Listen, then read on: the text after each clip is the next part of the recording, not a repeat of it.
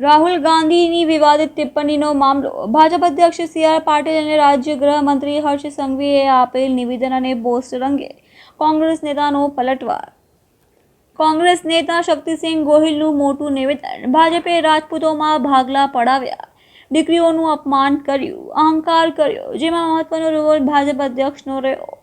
આ એ જ કોંગ્રેસ પાર્ટી છે જે એકતા કરવાનું કામ કર્યું. સી.આર. પાટીલે વિડીયોની વાત કરી છે, ત્યારે આ વિડીયોની મારે વાત કરવી છે. દેશને લૂંટનારા અંગ્રેજોનો રાજા વડરાજાઓ સાથે અનેરો સંબંધ હતો. જે નિવેદન વડાપ્રધાને જાતે સાંસદે આપ્યું હતું, જે વિડીયો મારી પાસે છે. આ વિડીયો ખોટી રીતે બનાવવામાં આવ્યો હતો તો મને જેલમાં મોકલી દેજો. દેશની આઝાદી માટે મહાત્મા ગાંધીએ લડત લડી હતી. 1857નો બળવો જોવા જોઈએ તો અનેક મહારાજા જેલમાં ગયા હતા.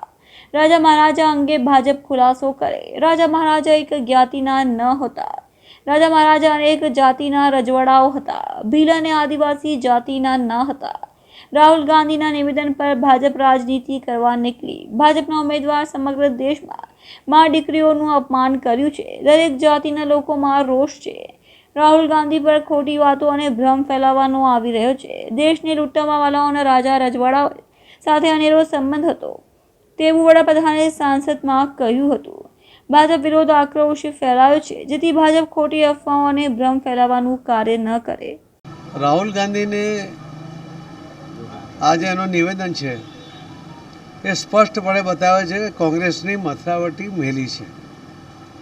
આજ દિન સુધીમાં રાજા મહારાજાઓ માટેની આ પ્રકારની ટિપ્પણી કરીને કોંગ્રેસની માનસિકતા એમણે ખરા અર્થમાં લોકોની સામે ઉજાગર કરી છે. રાજા મહારાજાઓને પણ આટલા વર્ષોના કોંગ્રેસના શાસનમાં જે અનુભવો થયા છે એનાથી જ એ લોકો કોંગ્રેસથી દૂર પણ થયા છે.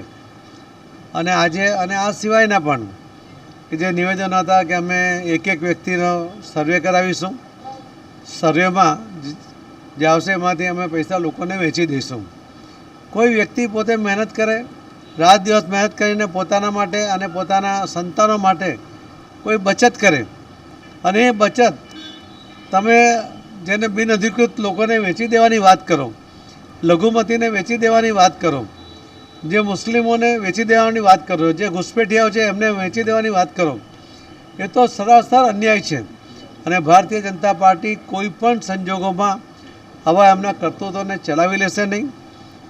જે હમણાં એમણે રાજા મહારાજાઓ માટેનું પણ જે વાત કરી, જેમાં પણ એમણે સ્પષ્ટ કબૂલ કર્યું છે કે અમે એમની ભૂમિ લઈ લીધી, એટલે એમની જમીનો લઈ લીધી, એમની મિલકતો લઈ લીધી. આ લઈ લેવાનું, હડપ કરવાનું આ કામ કોંગ્રેસ વર્ષોથી કરતી આવી છે અને ફરીથી આજે એ સ્પષ્ટ થયું છે. ધન્યવાદ.